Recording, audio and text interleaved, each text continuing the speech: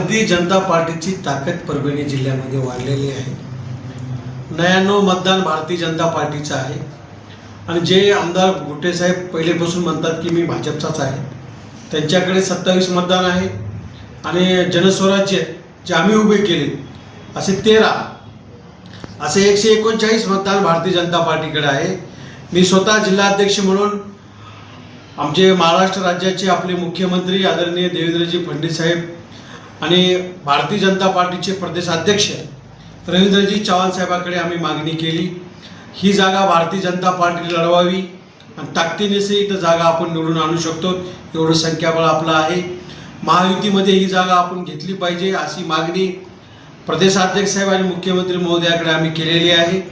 येत्या 1-2 दिवसामध्ये सोमवारी किंवा मंगळवारी जिल्ह्याच्या सन्माननीय पालकमंत्री माननीय नामदार मेघना दीदी बोर्डीकर साकोरे, गंगाखेडचे आमदार रत्नाकररावजी गुट्टे साहेब आणि हिंगोलीचे आमदार तानाजीराव मुटकुळे, जिल्हाध्यक्ष म्हणून मी आणि हिंगोलीचे जिल्हाध्यक्ष गजाननराव घुगे आम्ही सर्वजण शिष्टमंडळ भेटणार आहोत आणि ही जागा भारतीय जनता पार्टीला सोडून घेण्यासाठी आम्ही प्रयत्न करणार आहोत, म्हणजे जागा सोडून घेणारच आहोत।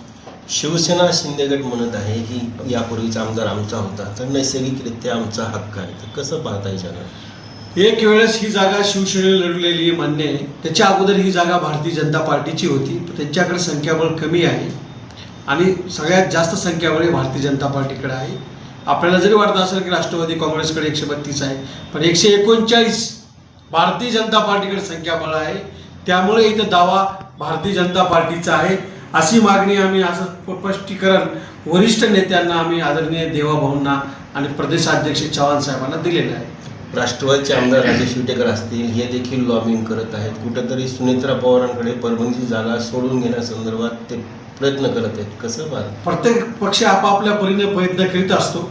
तर मी जिल्हाध्यक्ष आहे, या जिल्ह्यात भारतीय जनता पार्टी वाढली, जिल्हा परिषदेचा अध्यक्ष भारतीय जनता पार्टीचा आहे, ताकद वाढलेली आहे, 99 मतदान भारतीय जनता पार्टीचं आहे आणि जे नेहमी म्हणतात मी भारतीय जनता पार्टीचा आहे त्यांचं 27 आणि जनस्वराज्याचं असं मिळून आमचं 139 मतदान व्हाले, त्यामुळं मतदानाची संख्या आमची जास्त आहे आणि ही जागा पारंपरिक भारतीय जनता पार्टीची आहे। फक्त एक वेळेस शिवसेनेला त्या काळात एकच शिवसेना होती, त्यांना ही जागा सुटलेली होती, त्यामुळे इथं दावा भारतीय जनता पार्टीचा आहे।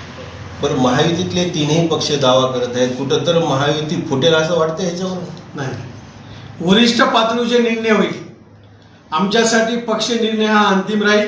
आदरणीय देवाभाऊ जे निर्णय घेतील महाराष्ट्र राज्याचे मुख्यमंत्री, तो निर्णय आम्हा सर्वांना मान्य राहील। म्हणजे या विधान परिषदेत महायुतीत फूट नाही होणार? नाही, फूट नाही होणार, अजिबात फूट होणार नाही। महायुतीत वरिष्ठ पातळीचे निर्णय होतील, ते आम्हा सर्वांना मान्य असतील, पण दावा इथं भारतीय जनता पार्टी आम्ही पक्का केला आहे आणि आम्ही ताकदीने लढणार आहेत। आम्ही सर्व स्पष्टीकरण आदरणीय देवाभाऊंना आणि प्रदेशाध्यक्ष रवींद्र चव्हाण साहेबांना दिलेलं आहे। आपण जिल्हाध्यक्ष सुरेश भुमरे म्हणून दावा आहे या विधान परिषदेत? 100% दावा आहे, पक्षाने संधी दिली लढणारच आहे आणि पक्षाला बी माहीत आहे की काम करणारा कार्यकर्ता आहे, नेहमीच भारतीय जनता पार्टी सर्वसामान्य कार्यकर्त्याला न्याय देणारा पक्ष आहे। नक्कीच सर आमचा विचार करेल, मी आहे, दोघं तिघं आणखी इच्छुक आहेत, गंगाधररावजी बोर्डीकर अंकल इच्छुक आहेत, संतोषराव मुरकुटे आहेत, असे 2-4 उमेदवार आमच्याकडे इच्छुक आहेत। पक्ष जो निर्णय घेईल ते आम्हाला मान्य राहील।